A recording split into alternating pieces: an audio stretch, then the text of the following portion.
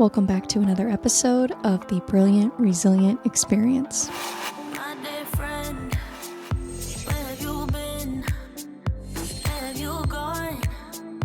Where did you win? Someone there, are you listening? Is it too late? My dear friend. If you find other people that have big goals and you won't feel as crazy, you'll be motivated. Today we have a very special guest. We've got a professional MMA fighter. He is currently carrying a record of 12-3 in professional MMA. He has fought on some of the biggest stages in combat sports, including one championship. So I'm super excited to talk to him and learn more about his background and how he got started in combat sports. So let's go ahead and bring on James Nakashima. So Benson Henderson was your main training partner. That's pretty cool. What was it like training with Ben Henderson? I mean, he's a legend. Oh yeah, Benson's a man. That's why I moved down to Phoenix initially, because I lived in Nebraska at the time, and I moved down to Phoenix because he was the champion at the time. And man, Benson is the hardest dude that I have ever been around in my life, and he's a good leader, man. He's a good dude. He taught me a lot, so it was a big deal. Yeah, But also, absolutely. like at the same time, like that's and like my grappling got me to a really high level, but at the same time that my grappling wasn't good enough at the highest level, and that's why I made the move down to Austin to train with the John Danaher, and Gary, and the whole DDS because, man, it's like I don't know, and I've seen the difference since I've been down here. I got I've been trying to get MMA fights for about a year now. I've really been trying to get, because it took a while when I moved down here. I've only been down here for about 2 years, so it took a while to kind of settle in and find my spot. And, even just to start training MMA with Danaher and Gary, it took a good year. So I Right. so I've only been looking for a fight, but I've gotten into a lot of jiu-jitsu competition. I've done 70 jiu-jitsu matches, and like Austin is obviously, like one of the jiu-jitsu hubs of the world. So it's a great spot to kind of learn and develop. So my grappling has come Oh, yeah. a really long way since. That's awesome. Really Yeah, good. I feel like that has to help you. I mean, not only with evolving your jujitsu game, because you've already kind of got the wrestling base, and then kind of adding in some more like advanced jujitsu technique. I mean, that's going to make you just super, super dangerous. So I'm not surprised that you're having a tough time finding a fight if that's the case. And especially with you, even just being a Division I wrestler, I mean, that's a nightmare matchup for a lot of people. So. Yeah, I'm just ready to go, and I got some stuff that I want to show to some people, and I'm getting older. I got to get going. I got to get ready. I got to get these fights going. Yeah. Yeah, your body only has so much time.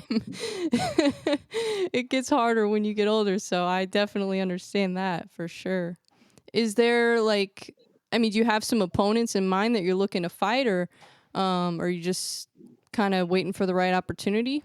I've been reaching out. I have a lot of connections all over, and I've been reaching Mhm. out to a good friend in Missouri, and he's a coach down there, former teammate MMA fighter Jake Roberts, and he sent me a clip of this kid who was talking about how he reached out to 60, 70, 80 opponents, and nobody would fight him. And yeah, I'd like to set up a fight with that kid, Dakota Harry Bush, and I think it would be. I don't know. Like he's a former UFC fighter, so he's no slouch. Mhm. And I would be willing to go to Missouri into his territory. I have connections in family in Illinois and Nebraska, so I could probably, sell some tickets and get some people there. Be my first fight. I'd like to go down to 55. I've never fought at 155 before. It'd be my first fight at 55, so I think that would be like something to maybe his possible advantage as well. But that that would be that's the fight I'm looking for right now. And Yeah, I was going to ask you about that cuz I saw that you had fought at 170, but I wasn't sure if you were like open to going up or down weight classes at this point in your career. So you are open to going down to 155? yeah, I mean, I went. I fought at the lightweight and win one championship. Whatever they call the lightweight, whatever they call any weight, you weigh in at the weight class above, and you have to pass this hydration test. But the hydration test is pretty much bullshit. Like it doesn't. There's somehow people fail the hydration test like at the initial weigh-in, and then 2 hours later they don't like gain any more weight, but they happen to pass the hydration. I don't know. It just doesn't make any sense. I don't think it's too legit, but Hmm. I Interesting. I've always wondered about that. so I've gotten Because I down think to they're one of the few promotions that has that rule, the dehydration rule. yeah, and they try and push it as it's like something, but it's mostly just an illusion. It's kind of bullshit, total bullshit. But I so for lightweight there, I fought at 170. Yeah, and then I mean initially when I got into one, I was fighting at 185.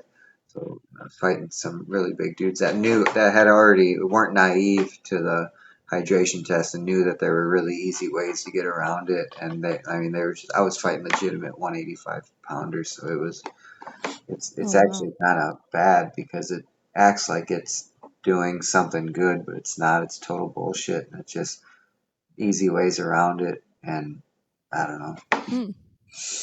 Interesting. Yeah, I have been have been curious about that. So that's interesting because that kind of changes my perspective on that, cuz I thought too like that most of the fighters in one championship were like against a lot of those weight cutting protocols. Like Demetrius Johnson talks about it all the time. How he doesn't like to cut weight, but yeah, if there's ways around it, then I can see that being a huge problem because yeah, like you said, it gives an illusion that people are fighting at weight classes that maybe they shouldn't be fighting in. Right. Hmm. Interesting. So, do you think that without that hydration rule, that would is that why you're fighting at 170, or is that like your natural weight class? Do you think, or like not your natural weight class, but is that the weight class? Like, let's say for example, you were fighting in PFL or UFC. Do you think you would be at 170, or do you think you would be better at 155? No, I would be at 155, but I would have had to learn the hard way. Like I was Yeah. really stubborn. Like I was not great with my diet when I was in my early 20s, and my coach at the lab, John Crouch, tried to talk me into going 155s, and I just wasn't, psychologically prepared to do it. And it was I Yeah. didn't have the food. I mean, obviously we see it in our society.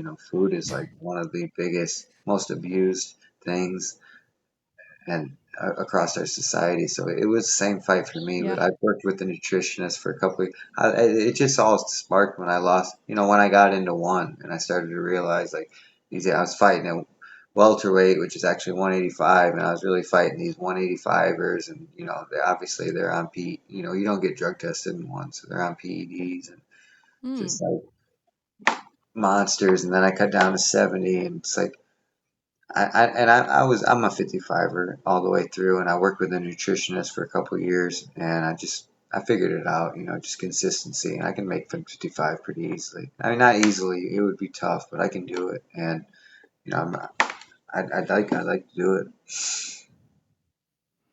Have you done a test cut to 55, or are you pretty confident you could do it at this point without that? No, I know I haven't. When I was working with my nutritionist for a couple of years, I don't work with her anymore because I haven't been able to find a fight. When I do get a fight, I will, but. We just did a lot of like I would I would do like the body fat testing every 6 weeks for like a year. We did that, and it just the percentages line up and everything. Oh, But no, I good. haven't. Nice. Interesting. So, do you have a target date you're looking to fight, or just by the end of the year, or just as soon as possible? Or, I guess, are you pretty open? Yeah, I'm open. I mean, to make 155, I would need like a 6 to 8 week camp. But yeah, Okay. Jake told me something about fights lining up around that territory around April 26th, and I would definitely be ready for April 26th or whenever that kid Dakota is ready to go. I mean, I'm in no rush. I'd like to lock something down and really, I think it'd be a great opportunity for him too. I think that would be a big name, and whatever. I would imagine he's in the same fight as I am, trying to get back to a bigger promotion. And I don't think you could find a bigger fight for him. And I just think there's a lot of value for both of us. And I'm totally willing, and I think it would be awesome. Yeah, and I know he's trying to get back in the UFC.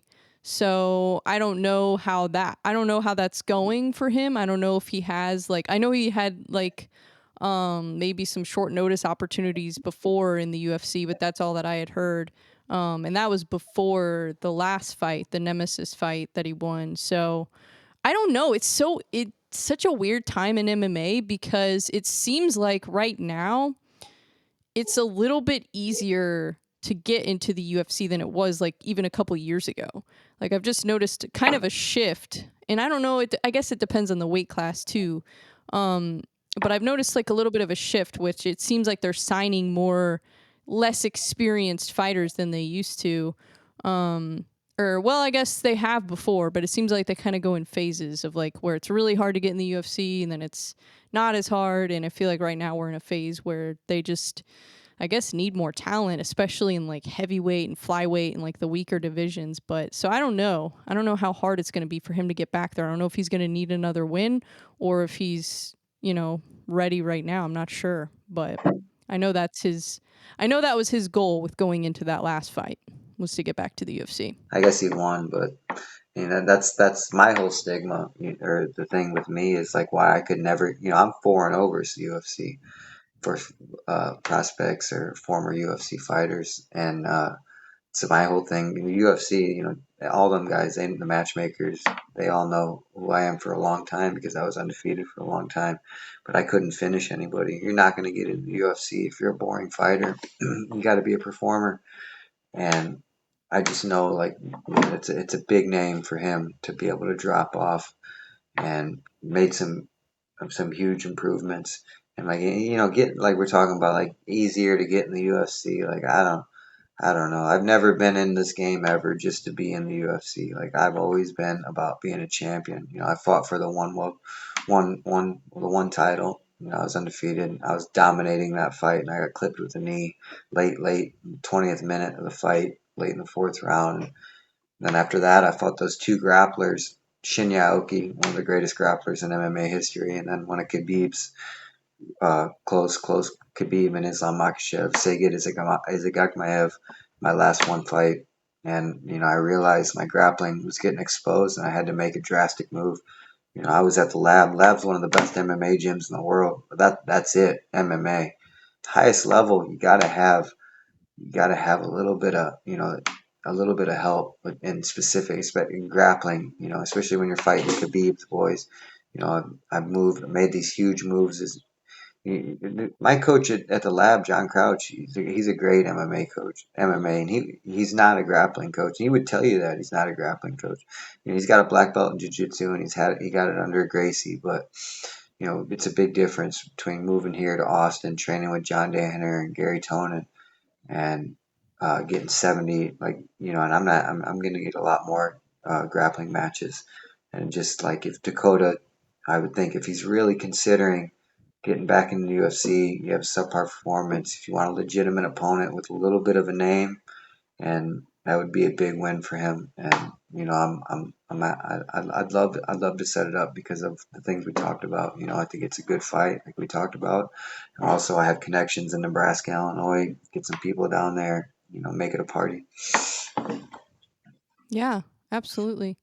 Yeah, and like I said, I don't know if he has anything. I don't know what's happened since that fight, so I don't know if he has anything in talks or in the works. But I know he had said that it was hard for him to get fights, so I don't know. So I'm curious. So I know you started wrestling a while ago. When did you kind of start making that shift to MMA, and what made you want to make that shift to MMA? Well, I started training jiu-jitsu in college, and I Okay, I did nice. that because I thought it would give me an advantage in wrestling. And then I just started training MMA in the off season of college. And then right when I graduated college, pretty much, I hung around Nebraska for a little bit, but then I moved out to Arizona and I trained at the lab for about 10 years. And like I said, like with just things we've been talking about, made the move from Phoenix to Austin, and here we are. Is that so? When you started training jujitsu, is that when you started kind of incorporating some stand up, or was that a little bit later that you started training like kickboxing and boxing and stuff like that? Yeah, it was a little bit later. I just stuck with primarily jujitsu initially, with after wrestling, but then I got into MMA, and that they in Nebraska at that time, the Omaha fight scene was strong. Jake and Joe Ellenberger were hot at that time, and Ryan Jensen and Jason Brills and Houston Alexander. It's like the pinnacle of Nebraska MMA fighting history. And Anthony Smith was actually around there at that time, and he was a teammate of mine. And Nice. another kid named Dakota Cochran. So it was Derek Minner. He's kind of got some crazy shit that's happened in his MMA career, but Yeah. it was strong. And I got a good footing off right away with MMA training with those guys. And then I moved down to lab, main training partners with Benson and Joe Riggs and a lot of strong guys. Yeah, I mean, I guess training with that many different types of fighters with different styles and different skills, I mean, that's got to really help you evolve and really create your own style. And I've noticed that a lot of fighters that do that, they train with as many high level athletes as they can. It seems like that really gives them an edge in just picking up little things along the way. So that's really cool that you've been able to do that. So I wanted to ask you too, because I saw, like I said, I watched some of your fights, and I know you trained or not trained. You fought in the octagon, and then you also fought in the big ring in ONE FC. And I was gonna Yeah. ask you because I've always been curious about that. Like, what are some of, I guess, like the differences between fighting in the ring and then fighting in the octagon? Because I feel like the octagon a lot of times, like especially with grapplers, you use it as a tool almost. So I was Yeah, curious about that. dude, that night was so badass. That was one of the best nights of my MMA career. That was a MMA fight. I think it was headline or one show, and I think it was headlined by Haggerty and Rodtang, and that's Oh why wow, it was in a ring, and that was a badass fight. nice. Rodtang just punished Haggerty, but I fought Okami, and Okami was a monster, like a true 85er once again. And I know he fought at 170, but that dude's a monster. And that's kind of when my grappling started to get exposed because Okami got into on some deep doubles, and I luckily initially in the match I got to a high elbow guillotine that kind of saved me and changed the complete fight. But I yeah, I mean there are a little bit of different. Those ropes are really stiff on the on like they're just stiff, so they are kind of like walls, but it is a little bit different. And you can slide, and I took advantage of it. And I had a couple good highlights in that fight against Okami where I got his head stuck on the outside of the ring, and I was just punishing him from there. And that I mean, it is a little bit of a difference, but I had success in that fight, and it was a cool experience, and that Yeah. was a badass show. That was right before COVID. One championship was in its prime. It was badass. That place was sold out at the Mall of Asia Arena in the Manila, Philippines. It's like 20,000 people. It was wild. Oh my god. That's insane. Yeah, it's funny. I was watching a clip the other day. I think it was Joe Rogan who was talking about it, and he was like, "I don't understand why Muay Thai isn't like the most popular sport in the world." He's like, "It's all stand up, and it's violent, it's exciting, it's fun to watch." And I was thinking about it, and I've kind of toyed with some ideas in my head of like, why isn't it more popular? And in Asia, obviously it is, but in the States, it's not, or at least it hasn't quite caught on yet. But I was thinking, I'm like, well, if you think about it, a lot of times it seems like in Muay Thai they're more respectful, and there's not like the same kind of trash talk that we have here, especially in the US.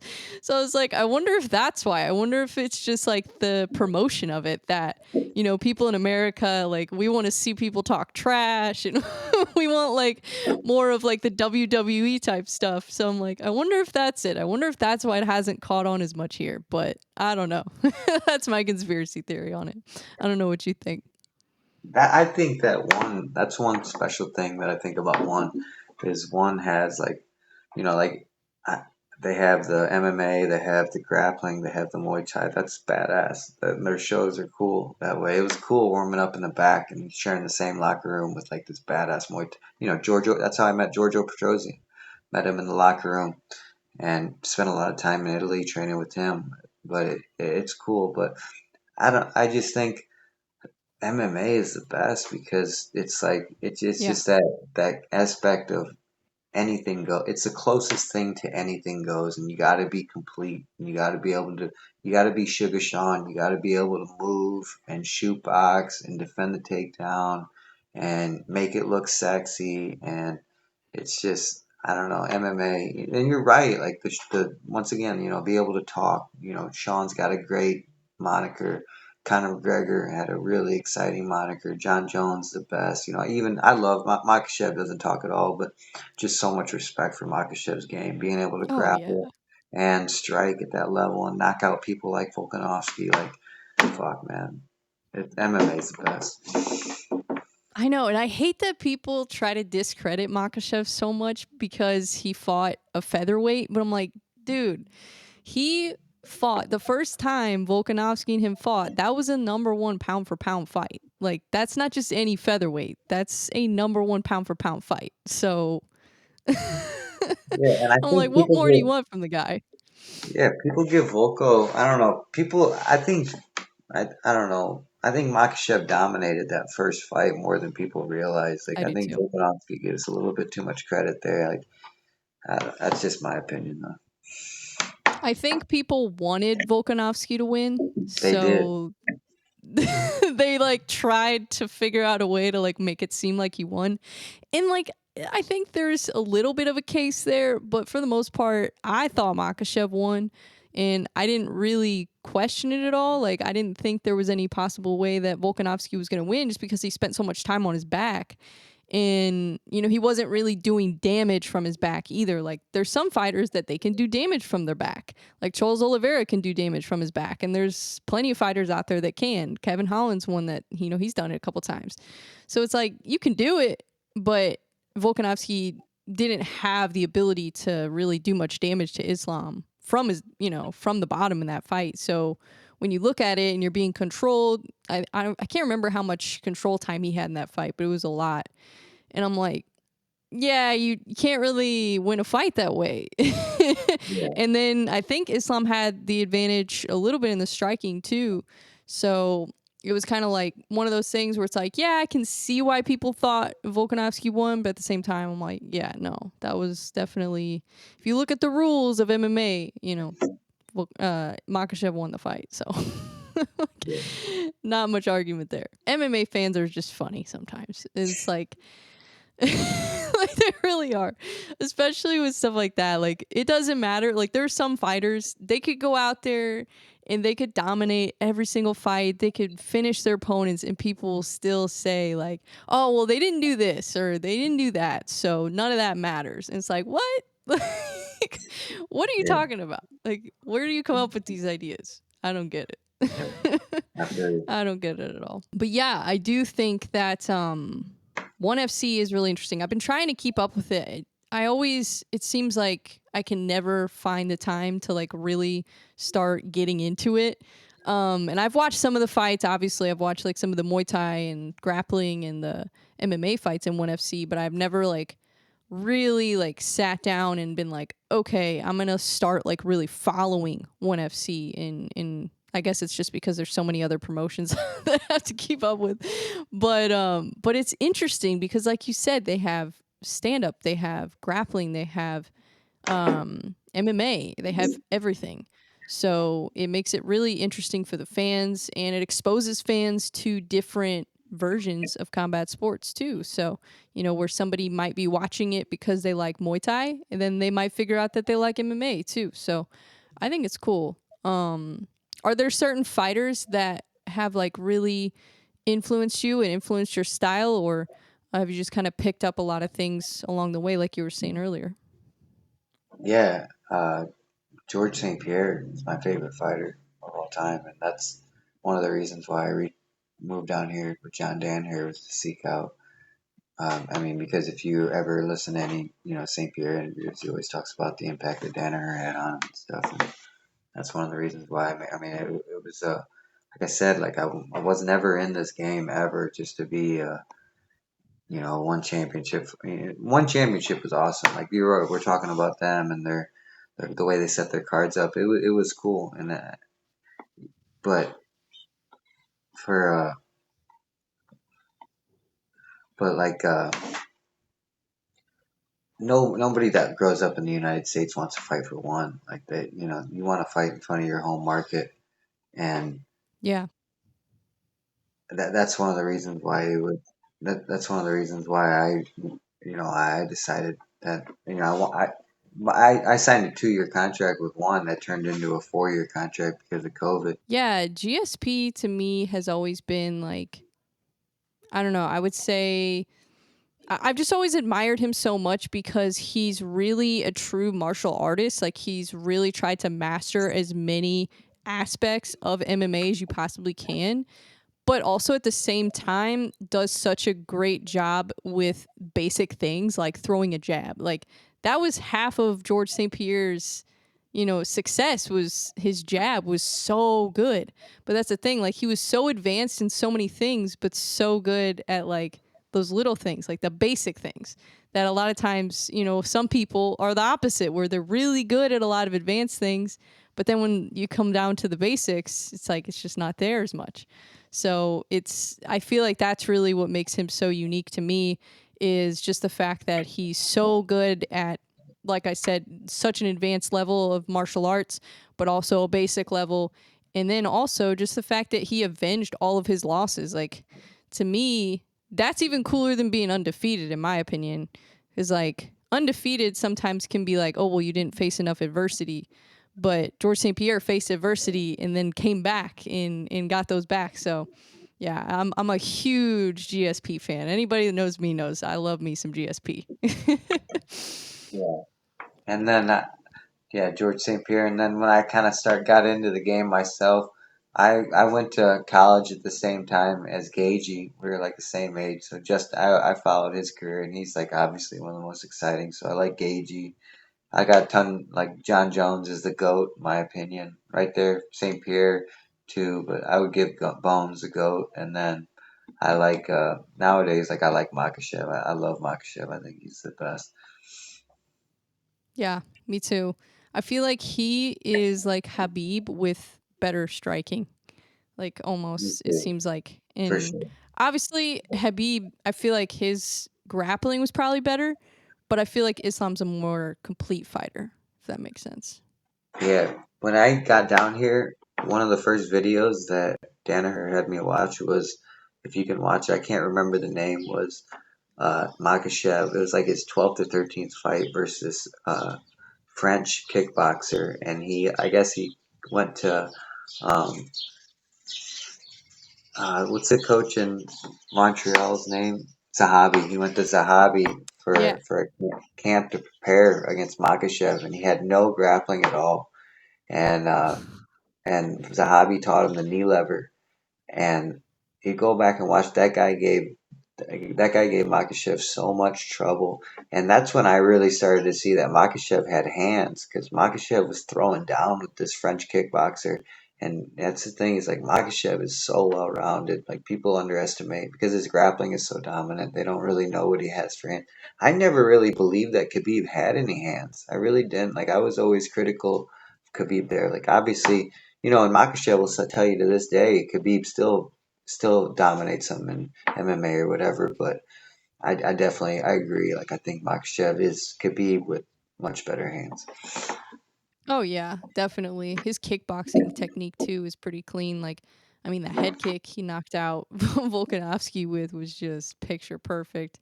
And Yeah, yeah, I mean that's what I've always thought about Makhachev was like, oh, this guy has good striking. I'm like, this is gonna be crazy when he starts to really get in like the top 10, the top 5, because it gets to a point where the more well-rounded you are, it seems like sometimes the more you're able to have success, because at this point in MMA, a lot of fighters have evolved to the point where they do have takedown defense now. They are able to hang on the ground sometimes with a grappler. And so if Habib can't get you down, what is he going to do? He doesn't have that kind of striking. So if you force Habib to be a kickboxer or force him to be a boxer, I don't think he does as well as Makhachev. Probably not even close. So that's what makes Makhachev so freaking dangerous. Is just like, yeah, he's good on the ground, he's good on the feet, he's just a problem for anybody. It'll be interesting to see what his next title fight ends up being, because I have no idea how everything's going to play out. There's so many lightweight fights coming up in the top 5, and then Dustin just got that big win, so he's trying to get that title shot. I'm like, I don't know. It's gonna be crazy. Yeah, it's a great weight. Yeah. Anytime I see a lightweight fight announced, especially in the top 15, I just get excited because, yeah, I feel like that is probably, it seems like, and I was talking to somebody else about this, like the weight classes 170 and below, it seems like the fighters are more evolved and more well-rounded. I don't know why that is, but that's just what it seems like to me. It seems like there's more complete fighters, and you don't see as many knockouts as you do at heavyweight, light heavyweight, even middleweight probably, but you see a lot of really technical fights, and you see a lot of really high level grapplers, but they also have good striking. And like we said, like Makhachev, like high level grappler, but has really good striking. And then you see, high level strikers, like think about Oliveira. Like he's a high level grappler. He's like 3rd degree or 4th degree black belt in jiu-jitsu, but he also has hands. So Yeah. it's like you see that more at lightweight. You see that more in those weight classes. But yeah, I don't know why that is. I don't know why. No, I'm not sure. I think you're onto something, and you are. It's the same thing. It happened in collegiate wrestling. I noticed, like a lot of people don't. They had to change the collegiate wrestling NCAA championship Division One collegiate wrestling finals format to they picked what weight they're gonna start at out of a hat or whatever, because if they just started at 125, everybody would leave by the heavyweights because nobody liked to watch. And it's different in fighting, because in fighting they do like the heavyweights, but where I'm getting at is like in collegiate wrestling nobody liked to watch the heavyweights, and also like in collegiate wrestling a lot of people didn't like to watch like the 125ers. It's because I don't know. I just feel like that mix of like one even nowadays, like even Sugar Sean, like at 135, like 135 to 170 is like that golden spot of humans where they have the perfect amount of like strength and speed to where they're able to like just show everything. If you're big, Jared Cannonier is one of my longtime teammates for a long time. Like I love that guy. He's the most driven man. Benson's the hardest man I ever met. Jared Cannonier is the most driven man, and he's right there with Benson. But uh, but Jared at 185, it's going to take somebody in the UFC like that has back control, like Nicholas Marigali, to hold Jared Cannonier down. Like Jared Cannonier is athletic, freak athlete, jacked, 185. You take him down, he's going to pop right up. Being big and athletic at a heavier weight is a godsend. If you can get away with a lot more being big and athletic. And Jared doesn't know any. He would tell you that. Like he knows a little bit of grappling, but his grappling coach is, like I said, was the same. Is an MMA coach. It's John Crouch. John Crouch, like I told you, like he's an okay. He knows a little bit of grappling, but at the highest level, he doesn't know much. John, like Jared Cannonier is, like I said, a freak athlete, willing to, if you take him down in an MMA fight, he's gonna pop right back up. You have to have legitimate, high level, world class back control to keep somebody down like that. Like I said, like a Nicholas Marigali, or some of these guys that train with the DDS, or some people in the jiu-jitsu world that I don't even know if there's an 85er in the UFC that could legitimately take Jared down and hold him down. I don't know if anybody fights it. Like he fought Derek Brunson, was one of the better grapplers a couple of years ago, and he smoked Derek Brunson. there's a once again there's a one fighter, Rainier de Ritter, a really good grappler. I mean, that would be one of the tougher matchups, I feel like, for Jared when it came to really testing his grappling. But I agree with Yeah. you. I agree with you. Like me too. I like the same thing. I really don't even care about. I mean, I do like watching heavyweights a little bit, but I'm the same exact as you. Like I like to watch 35ers through the 70s, and I think that's the perfect mix combination. Oh yeah, I agree. And I wonder too if maybe there's just more fighters in those weight classes. And Yeah, so there's more training partners and there's more opportunities for them to kind of learn. Because, yeah, I mean, if you only have one or two training partners in your area that are your size, then you're not going to evolve as quickly as somebody who has four or five different training partners that are on the same level as them or a higher level as them that they can train with. So I wonder if that might have something to do with it too, and just I think there's you're right. less people. I guess makes sense. It's kind of the same with women's MMA too. I mean, that's why women's MMA has evolved slower because yeah, there's not as many women doing MMA. I mean, like I hardly ever like when I train in my gym or gyms I've trained at before, hardly ever train with other women. So it's like it's hard to find, people that are first of all your size and then also like kind of more similar to like what weight class you would be in too. So it's like, yeah, I I could like see that that. being difficult. Yeah, I like that. That's good. I think you're 100% right. I just kind of thought about that. I thought that through just right now. I'm like, I wonder, maybe that's it. Like, I don't know. That's the way my brain works a lot of times. I just like think about this stuff all the time. But it's interesting. It's interesting. I mean, I guess that's why I cover this sport because I'm always thinking about it. That's It invades my brain. For sure. It's hard to think about anything else. I don't know. You probably have the same problem. Like, do you have trouble like focusing on other things besides MMA? Like, do you have other interests that like you like to get involved in or like other hobbies or do you just like get consumed with this sport? I do. Like that's always been important to me, but for don't get me wrong, like I have always stayed committed to the game. And that's the thing. It's like I haven't fought in about 2 years, but I have stayed committed to the game. Anybody who has ever been around me in this game knows like I am 100% locked in, dialed in. But I do. I have a family. I invest in my daughter, I invest in my partner. I have other hobbies. I like to read. I like to get outside. I like to do things. I have friends. I like to live my life too. I think life is way too short. I love this MMA shit. This MMA is easy for me. Like I love this stuff. I love it. But I it's important to me to I am definitely consumed, but I also have other things too that I'm able to push. I don't like I'm not a big like I like to watch sports and stuff, but I don't like to sit around and just like do stuff. Like I like to stay engaged and learning and developing as a human. No, not a I'm the lot of same drama. way.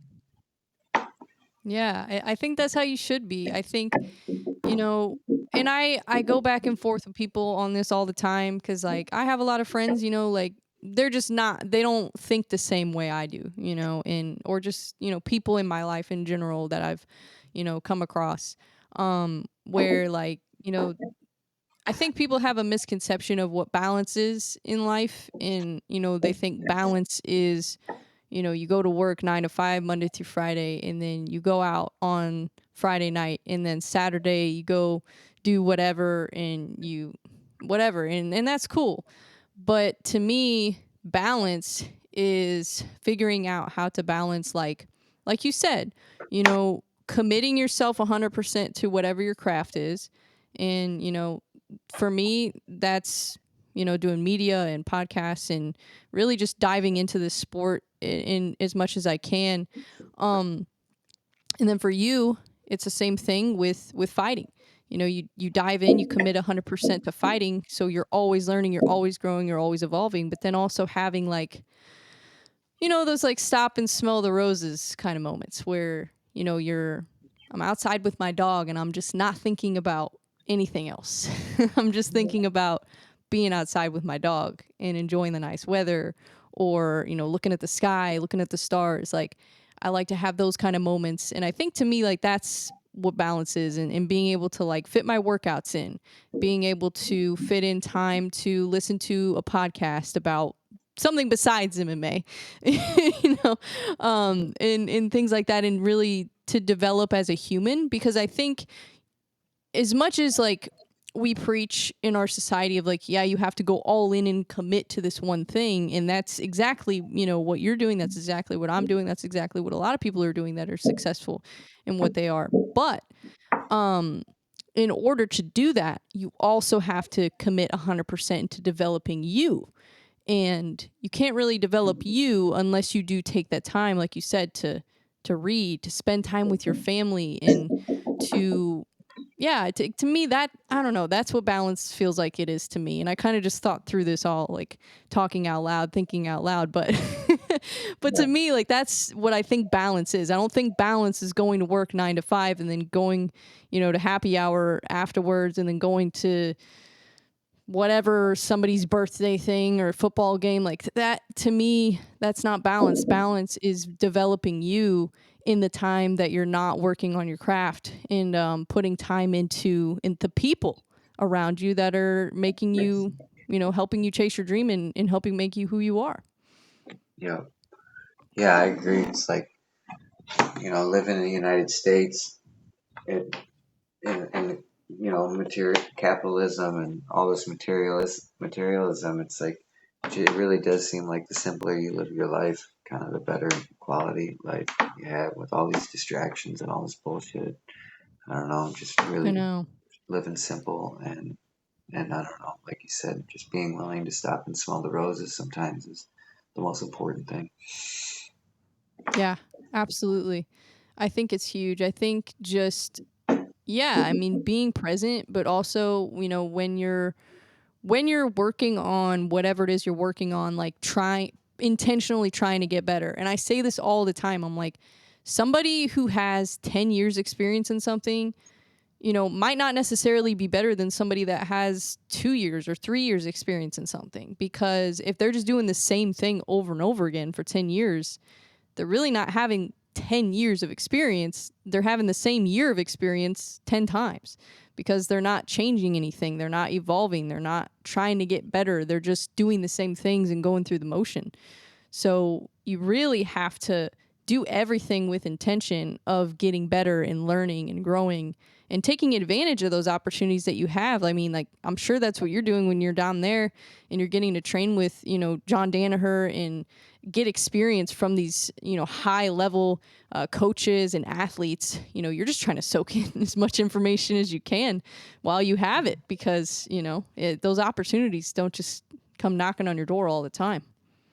Oh my God, that I love that. I love that. That's exactly. I had to learn that the hard way, and you're 100%. I love that.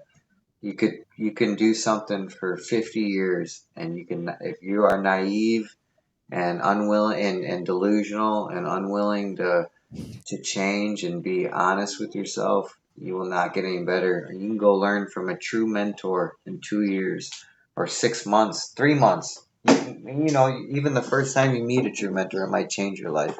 But I mean, definitely, like anything, it's going to take time and reps. And yeah, learning from bullshit for 50 years, you ain't going to get any better. And that's, unfortunately, knowledge is scarce, and especially when you're fucking around at a high level shit. And there's a lot of bullshit, and I love that.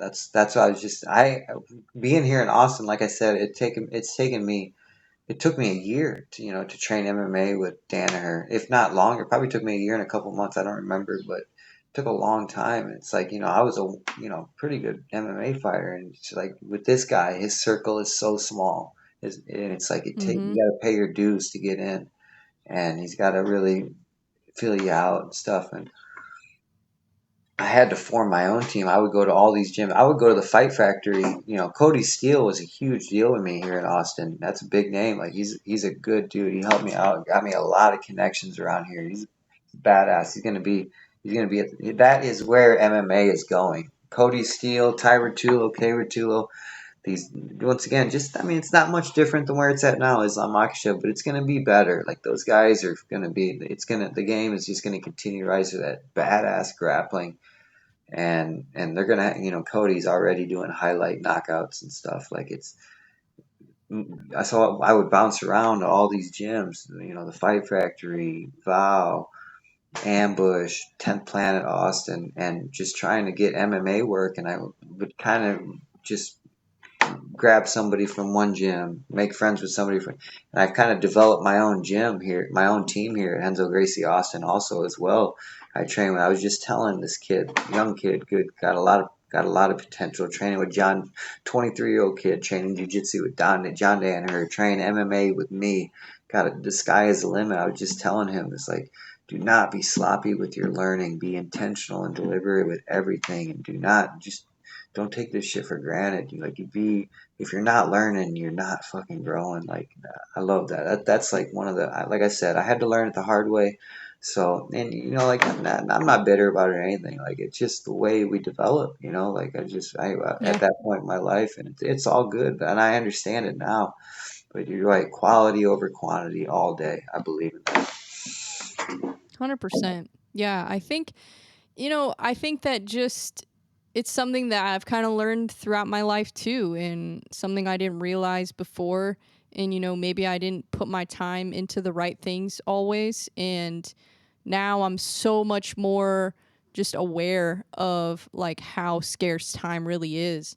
And like, when I get opportunities to learn, I got to take advantage of them. And when I get an opportunity to perform, or when I get an opportunity to do something where I can showcase what I've been working on, I need to take advantage of those opportunities too, and make sure that I'm putting in 100% every single time. Because if I'm not, those opportunities aren't going to come again. Because like, to me, when the world gives you an opportunity, that's kind of a test. It's like, okay, what are you going to do with this opportunity? Are you going to go all in on it? And are you going to just go out there and show who you are and put in 1000% and put in as much effort as you can and really grow as a person? Or are you going to be like, oh, okay, this is cool. I got this opportunity, but, I got this, it'll be fine. And I feel like there's been times in my life where I've done that, where I've been like, oh, yeah, I got this. And then it comes down to it. I'm like, oh, I don't got this. And so I think that's why now, as I get older, I am so much more aware of like, am I really growing? Am I getting better? And critiquing myself. Like, I don't think anybody critiques me more than I do. And it's because I'm always trying to get better, because I'm like, okay, I can improve something here, I can improve something there.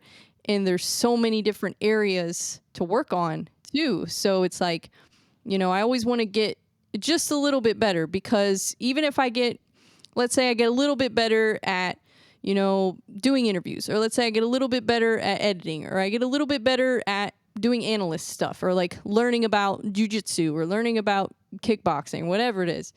If I get a little bit better at each of those things, eventually all those skills are going to stack on top of each other, and I'm going to be that much more dangerous. I'm going to be that much better. So it's like, yeah, it's so important just to develop even small, little, tiny things every single day. I think that's huge. I think everybody should be trying to do that. Yeah, I don't know. I feel like too with training, because like I don't do MMA, obviously, but I train boxing and kickboxing, so I don't get to train that often. But like, the most I get to train sometimes is usually like 3 or 4 days a week at the most. So I'm like, when I'm at the gym, I need to take advantage of that time, because I'm not at the gym every single day. I'm not like a lot of people are. I'm like, I'm not at the gym every day. And there's sometimes where my health gets in the way and I can't train for a week or two. So I'm like, while I'm at the gym, while I have my coach in front of me, or while I have, a fighter there that I'm, getting a lesson with, or whether it be my coach or another fighter, I'm like, I have to take advantage of that, because I'm not going to be able to do this every single day. And so while I'm there and during that time, I've got to be fully focused, aware, and it's hard sometimes too. Depending on what you got going on in your life, it sometimes it's hard to stay focused, but you have to, because it's like you'll miss those little opportunities and it all adds up, it all adds up over time. So you said you've been in Austin for a couple years. Is that what Yeah. you said? Nice. Yeah. Yeah. Well, we talked about it earlier. I used to live there. I only lived there for a year, but it was back in I think 2015 or 2016. I can't remember exactly the year. Around that time was when I lived there in Round Rock, which is like basically like 10 minutes from Austin. But what the things I remember I loved about Austin were, first of all, the food. The food was so good. That was the best. That was the best thing. I almost never wanted to eat at home because there was so much good food. Uh, but then I remember too, just like how clean it was. It was so clean. And I don't know if it's still like this, but it was so clean, and there was parks everywhere. Like you could go for a walk, you could go for a hike, you could go for a bike ride, like anywhere.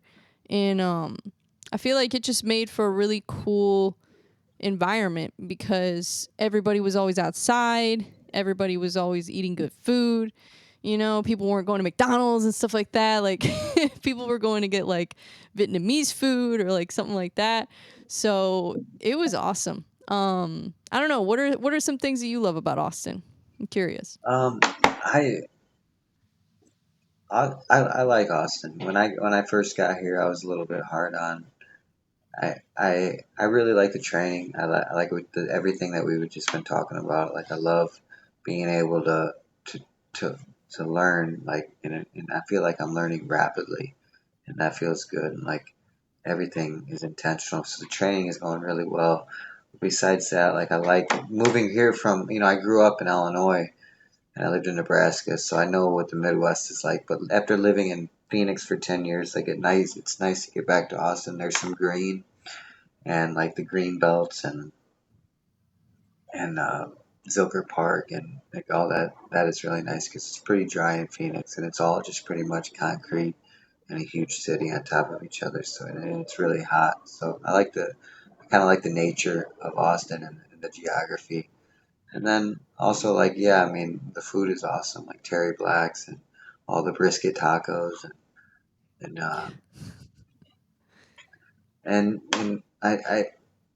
uh I don't know. I think the vibes of Austin are pretty cool. I would imagine it was like really really special like 20 years ago, but Oh my God.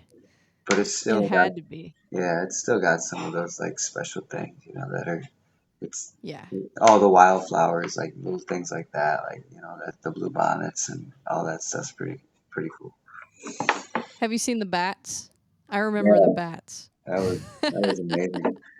We got That I was saw crazy the first time I saw it. I was like, whoa. yeah, it was like a comic book. Yeah. I remember too, there was one time I went to the store and randomly there was like a bunch of like, I don't know what kind of birds they were, but it was like a bunch of birds just like circled in the parking lot. Like there was tons of them, like on top of cars, on top of street lights. And I was like, what is going on with all these birds? Like I had never seen anything like, it looked like it was like in a movie. I don't know. It was so crazy. I was like, what is going on? It freaked me out. Yeah, I don't know. I haven't seen that. But the That best, hasn't happened. Yeah, it must have been just a weird freak thing because I didn't know what was going on. I was like, am I in like a Hitchcock movie or something? I was like, this is crazy. So yeah, that was a first for me living in Austin. There was a lot of firsts for me when I lived there. My first time going to ACL, I went to Austin City Limits. That was crazy. I got to see Willie Nelson perform. So that was pretty funny. But yeah, a lot of first experiences for me there. It was fun, man. There's so much to do. It's almost like there's too much to do, But yeah, it was pretty dope. I do miss it. I do want to go back and visit for sure. Seems like they've got a lot going on with combat sports now too, which is cool. Yeah, yeah, yeah. It's with the Danaher and Gary and everybody coming here. MMA scene. I think MMA scene is definitely jumped. Yeah, absolutely. So before we close out, I wanted to ask you, obviously we've talked about, what you've done in your career so far. We've talked about kind of what you're wanting to do right now. Um I mean, what's like is there an end goal for you? I mean, are you wanting to compete in like the UFC? Are you wanting to go to a different promotion, or like I guess what's your like long-term career goals with MMA? Yeah, it's just for me. It's always been about being a UFC champion, and that's it. I don't. A lot of people talk to me about like longevity. Uh, I just think that a lot of people are really naive when it comes to that. I don't think they really have any idea about any of that at all. Like you see LeBron, 39 years old, he's still playing lights out. Like I don't. Jared Cannonier's 40 years old. Jared Cannonier's made more money in the last 5 years than he probably has in his entire life. Like Is he 40?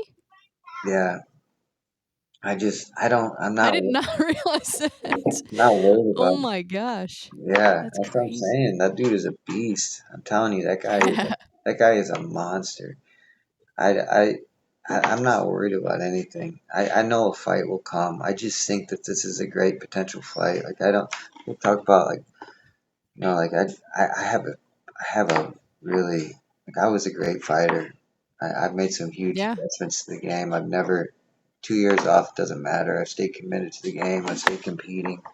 I'd love for this fight to line up, and just one fight at a time. I see an opportunity here. This kid talking like he's really serious about getting a fight, really serious about getting in the UFC. I mean, this is a great opportunity for both of us. Huge name he would be able to knock off, and I, I like I said, talk about all the things I'm willing to go up there, just start 1 inch at a time. Let's just start. I'd love to get this fight against this kid. Awesome. Well, we'll see what happens. It'll be definitely interesting to see how it all plays out, but nonetheless, definitely will be excited to see when you get a fight announced for sure. Because I didn't know who you were until Jake told me about you, and then I went and watched some of your fights, and I was really impressed. So, had to give you your props on that because. Like I said, I don't really follow ONE FC like I do the UFC or other promotions. So that's the only reason I didn't know who you were. But I realized I'm like, oh, you've got like some serious experience. Were you LFA champ too? Yeah, I fought for LFA. Before LFA, it was RFA, and I fought for LFA for my whole experience, my whole career. And yeah, I mean LFA, Nice. that's top of the line for regional fights. So Oh yeah. I mean, there's been plenty of, I mean, champions that have come out of LFA. So yeah, I mean that to me is still probably like the top one of the top promotions for feeding the UFC with talent still is LFA. yeah, Um so was that your plan originally, was to go to ONE FC, or was that just the opportunity that came up and you just kind of took it? yeah, it was the only thing. I just like I was 9-0, and I was just fighting monsters, undefeated monsters after. Yeah, it was the only option I had. Once UFC wanted no part of me because I wouldn't finish anybody. And you had, like we talked about, you got to be a performer. And you got to be able to finish people. And one championship was the only option I had. And I tried it, and it was awesome, and it was cool. But like I said, nobody wants to fight overseas that grows up in the United States. They want to fight in front of their home market. And I'd like to get not only get there, like I'd like to fight there at a really high level because I definitely have the skill set. Absolutely. Yeah, I think yeah, with that type of skill set, you can't really fight on a regional level. You've got to find the right opponents because yeah, otherwise you're just going to run right through them. So, yeah, I mean that'll be interesting to see cuz like I said, There's just not a ton of talent at that level that's not in those big organizations, and that's why, like you said, it's been hard for you to find fights because, you want to fight opponents that have a pedigree. You want to fight somebody that's got some skills that's, going to be a competitive fight. So, hopefully you find something and get something going cuz yeah, like you said, you want to keep fighting. You haven't stopped training. I mean, you're if anything, you've just pushed yourself even further and developed your game even more. So, I think that's really cool. And you said, is that when you started like doing more jujitsu competitions? Was like after your last fight in 1FC? Yeah, yeah. My grappling totally got exposed to the highest level, so I had to make some drastic changes. Yeah, I just jumped on the jiu-jitsu scene immediately. I've gotten in a ton of matches, totally transformed my game, gotten better. I mean, I'm Yeah. actually grappling now. Before I was just kind of a wrestler, so yeah. Yeah, I mean, sometimes it just takes a while too for fighters to translate their wrestling or translate any, discipline of martial arts, whether it be wrestling, karate, kickboxing, anything. Sometimes it just takes time to evolve it into MMA. Um, but once you do, I mean, sky's the limit because that makes for a very dangerous fighter if you have very good wrestling skills and good jujitsu and good striking on top of it. Um, yeah, I mean that's a problem for anybody. So, um, awesome. Well, is there anything else that you want to talk about before we go, or um, I guess any final thoughts? No, just the main, like I said, I really appreciate you having me on.